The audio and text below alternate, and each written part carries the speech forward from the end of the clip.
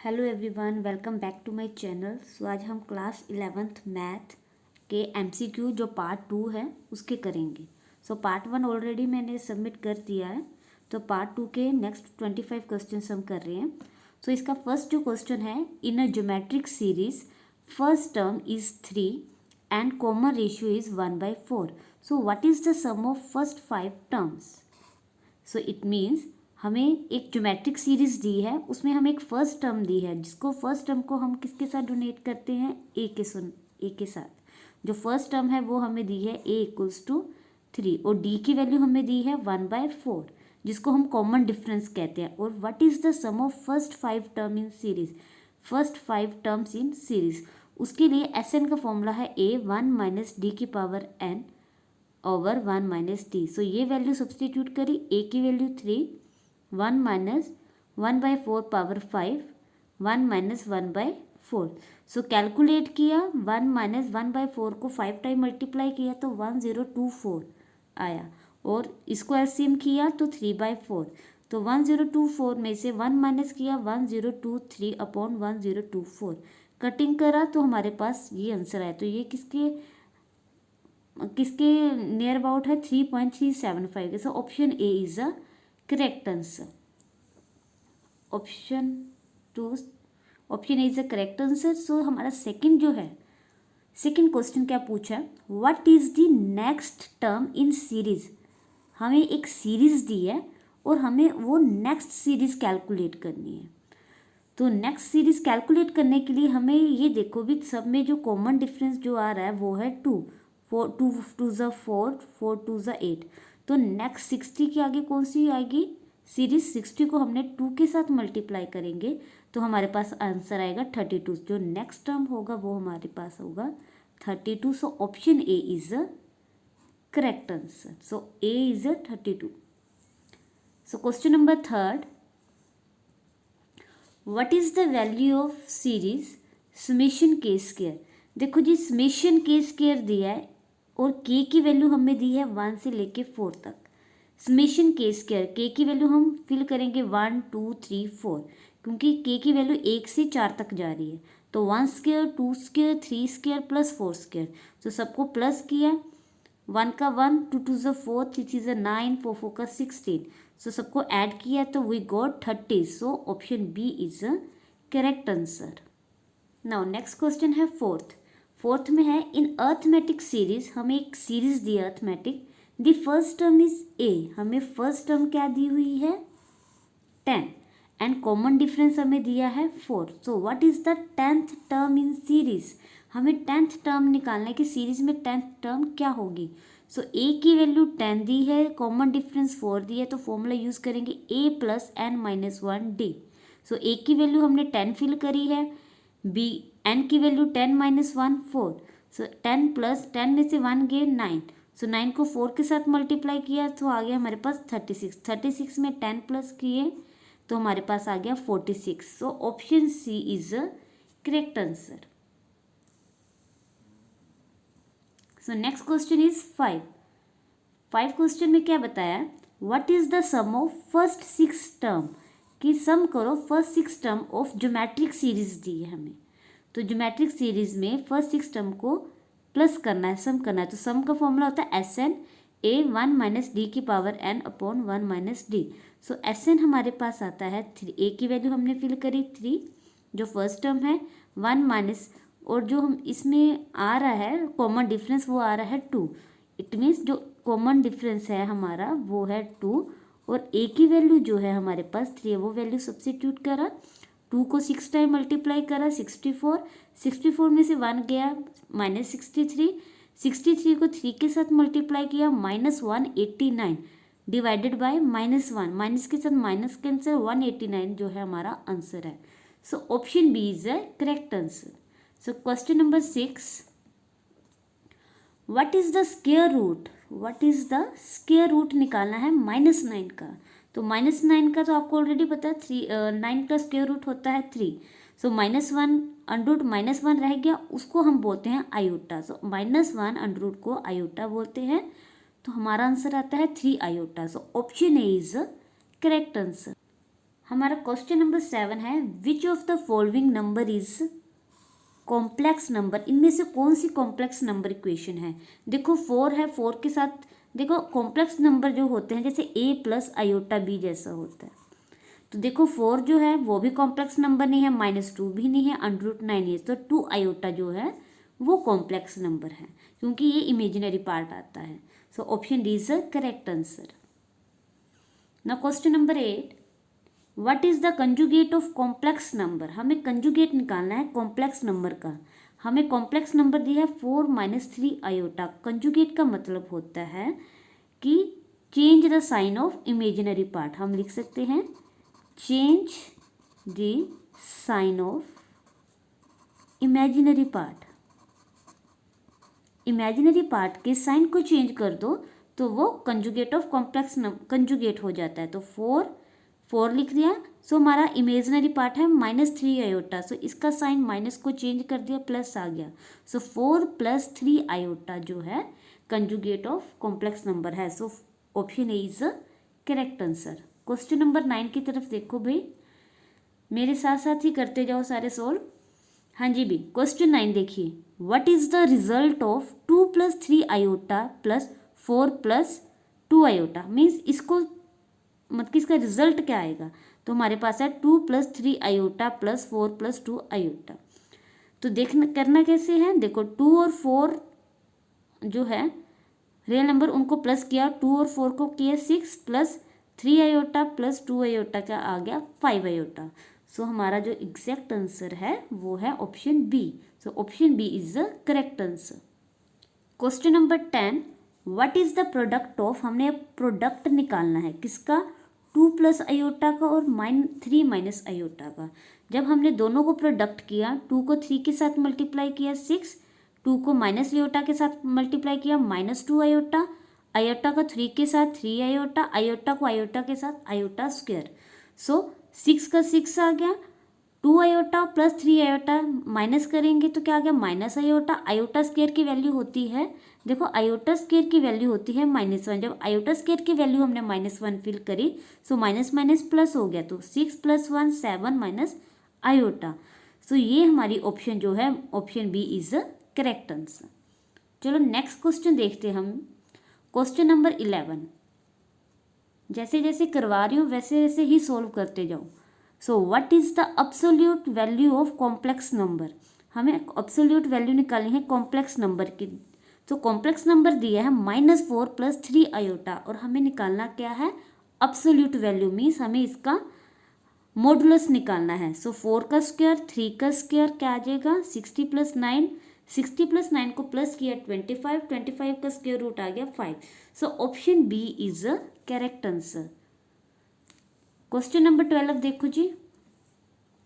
Question number 12 में बताया है what is the result of 1 + 2 iota का होल स्क्वायर। क्या रिजल्ट आएगा, देखो हमारे पास है 1 + 2 आयोटा का होल स्क्वायर, कॉमन सेंस की बात है, इसमें a + b का होल स्क्वायर का फॉर्मूला यूज होगा। वही हमने अप्लाई किया है 1 का स्क्वायर प्लस 2 आयोटा का होल स्क्वायर प्लस 2 × 1 × 2 आयोटा। सो 1 + 2 × 4, 4 iota square 4 iota. Iota square का अगेन मेरे को वही बताना पड़ेगा, आयोटा स्क्वायर की वैल्यू होती है -1। सो आयोटा स्क्वायर की वैल्यू हमने फिल करी, तो -1 और -1 और प्लस क्या हो गया साइन माइनस का और 4 आयोटा। सो हमारे पास जो है देखो जी प्लस आयोटा का स्क्वायर की वैल्यू फिल करी, हमारे पास आई -4 iota, 1 minus plus -3 4 iota. Okay, 4 में से 1 गया -3 + 4 आयोटा। सो हमारा जो ऑप्शन आ रहा है -3 + 4 आयोटा, तो हमारा ऑप्शन जो ए है वो क्या है करेक्ट आंसर है। हमारा नेक्स्ट क्वेश्चन है क्वेश्चन नंबर 13। सो क्वेश्चन नंबर 13 में क्या दिया है, विच of the following is a purely imaginary number. हमारे पास 4 ऑप्शंस हैं, इसमें ये बताना है कि प्योरली इमेजिनरी नंबर कौन से है। इमेजिन नंबर वो होते हैं जिसमें आयोटा आता है, जो प्योरली हो। तो देखो 3 + 2 आयोटा नहीं है, 0 5 नहीं है, सो प्योर इमेजिनरी नंबर है हमारे पास 4। So option D is the correct answer. So 4 iota जो है प्योरली इमेजिनरी नंबर है, इमेजिनरी नंबर है। चलो जी क्वेश्चन नंबर 14 करते हैं अभी। What is the multiplicative inverse, हमने क्या निकालना है, multiplicative inverse of complex number.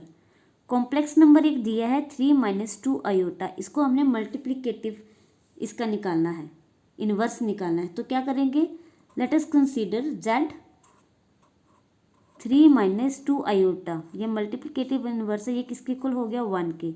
तो हमने क्या करना है, z की वैल्यू निकालनी है, तो ये हमारे पास आ जाएगा 3 - 2 आयोटा। ठीक है जी। तो अब हम क्या करेंगे, हम इसको 3 - 2 आयोटा का न्यूमिनेटर डिनोमिनेटर को 3 + 2 आयोटा के साथ मल्टीप्लाई कर देंगे। तो हमारे पास z की वैल्यू क्या आती है, 3 + 2 आयोटा अपॉन, देखो a - b और a + b का फॉर्मूला क्या होता है, a² - b²।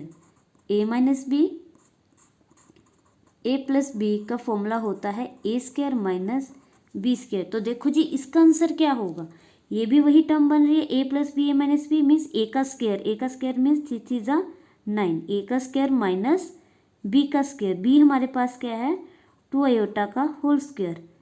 तो हमारे पास आ जाता है 3 + 2 आयोटा, 9 - 2 × 2 = 4 आयोटा का स्क्वायर। तो आयोटा का स्क्वायर आ रहा है, तो हम एक आयोटा की स्क्वायर की जगह हम क्या फिल करेंगे, -1। सो हमारा आंसर है 3 + 2 आयोटा अपॉन, माइनस आएगा, माइनस प्लस हो जाएगा, +4 क्या हो जाएगा, 9 + 4 किसके इक्वल हो जाएगा, 13 के।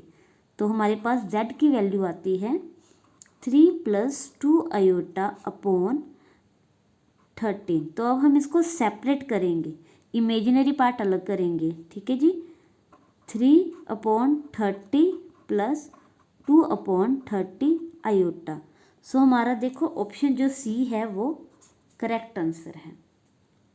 और इस तरह के जैसे 3 - 2 आयोटा है, ऐसे स्टेटमेंट भी चेंज आ सकती है, 3 + 2 आयोटा, 5 + 2 आयोटा। तो इसी वे से हमने इजी तरीके से करना है। चलो जी क्वेश्चन नंबर 50 देखिए भी।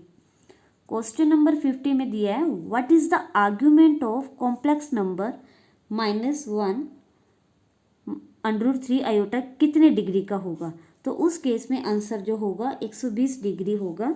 सो option A is the correct answer, 120 degree. जो next question is question number 60 देखो, which of the following best define, इनमें से कौन सा following best define set in mathematics. Set in define a set, जो set को डिफाइन करता है, a collection of element with no specific order, a sequence of number and equation a solution to inequality।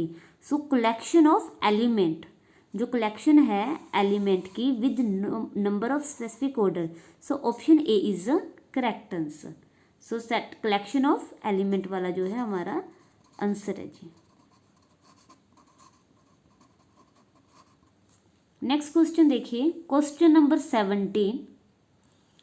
If ए, इसमें ए की value दी है 1 2 3 4, सबसे A and B की value दी है, और हमें क्या निकालना क्या है, इंटरसेक्शन। तो जो ऑप्शन बी है, दोनों में जो इंटरसेक्शन होगा जो भी है वो आएगा 3 और 4। ठीक है जी। So this is our answer. So option B is the correct answer. Question number 18, what is the cardinality of an empty set. So empty set means answer is option B 0। मतलब कि कार्डिनल सेट मीन्स जहाँ वो set जिसमें value जो होती है क्या होती है, नल होती है। तो हम उसको क्या बोलते हैं, cardinality of an empty set. Option B is correct answer. So question number 19, if universal set is U 1 2 3 4 5 and A, एक यूनिवर्सल सेट दिया है and A, what is the complement set A, और कॉम्प्लीमेंट सेट ए दिया with respect to universal set. तो इस case में option B जो है करेक्ट आंसर है। क्यों, क्योंकि ऑप्शन बी में करेक्ट आंसर इसलिए क्योंकि अगर हम देखें तो 2 4 5 जो है यूनिवर्सल सेट, जो कॉम्प्लीमेंट ऑफ सेट है वो इसमें रिपीट हो रहा है, जिसमें 2 4 5 जो है इसमें आ रहा है 2 4 5, 1 3 नहीं आ रहा, तो 1 जो 3 है वो हमारा आंसर है। Option B is correct answer.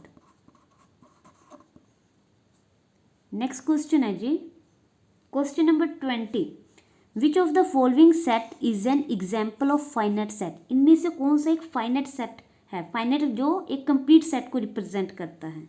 The set of natural number, the set of even prime number, the set of all student in classroom, the set of real number. So set of all students class in room, कि सारे के सारे student एक class में है, तो ये जो है फाइनाइट सेट को रिप्रेजेंट कर रहा है।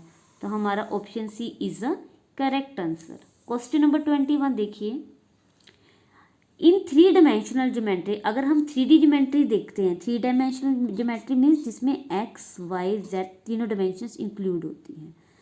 इन 3 dimensional geometry a point in represent, जो पॉइंट है वो क्या रिप्रेजेंट करता है? Triplet of number. क्या रिप्रेजेंट करता है? Triplet of number. So option C is a correct answer. And next 22nd question, number 22, which of the following best describe, इनमें से कौन सा है जो बेस्ट डिस्क्राइब कर रहा है वेक्टर इन 3D डायमेंशनल स्पेस।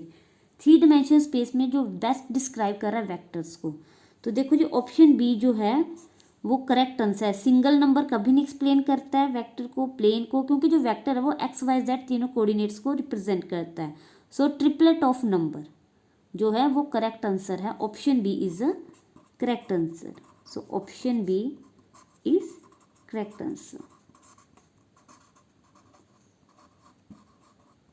हाँ जी जी, क्वेश्चन नंबर 23 देखिए, इफ 2 वेक्टर्स आर पैरेलल, कह रहे कि 2 वेक्टर्स हैं जो पैरेलल हैं, what can you say about their cross product, और उनका क्रॉस प्रोडक्ट क्या होगा? अगर 2 वेक्टर जो है, कोई भी एक ए वेक्टर है एक बी वेक्टर है, दोनों वेक्टर अगर पैरेलल है तो उनका जो क्रॉस प्रोडक्ट होगा it means A cross B vector, तो वो किसके इक्वल होगा? वो 0 के इक्वल होगा। ठीक है जी। So option A is a correct answer, it is 0। Question number 24, in 3 dimensional space what is the equation of, अगर हम 3 डायमेंशनल स्पेस लेते हैं एक्स वाई जेड, तो इसमें इक्वेशन ऑफ प्लेन क्या होगी? तो उस केस में इक्वेशन ऑफ प्लेन होगी A X plus B Y plus C Z equals to D. So ये जो हमारी ऑप्शन ए है वो करेक्ट आंसर है। क्वेश्चन नंबर लास्ट क्वेश्चन है पार्ट 2 का 25, question number 25, what is equation of line in 3D space. मैं कि इक्वेशन ऑफ लाइन क्या होगी 3 डायमेंशनल स्पेस में, अगर ए बी और सी तीनों एक दूसरे के क्या होंगे? 0 होंगे। अगर A equal to B, B equal to C, C equal to 0। So what type of line does it represent, तो किस तरह की लाइन रिप्रेजेंट होगी अगर सारे ए बी सी, अगर ये देखो ना, अगर ए भी 0 है, बी भी 0 है, सी भी 0 है, जो तीनों चीज़ें जो है 0 हैं और एक दूसरे के क्या है? इक्वल हैं, तो उस केस में वो लाइन जो होगी वो किस तरह की रिप्रेजेंट होगी? अगर सारी टर्म 0 होगी तो एज अ पॉइंट के जैसे एक्ट करेगी। So option A is a correct answer. So we can say option C is correct answer. Thank you and subscribe my channel.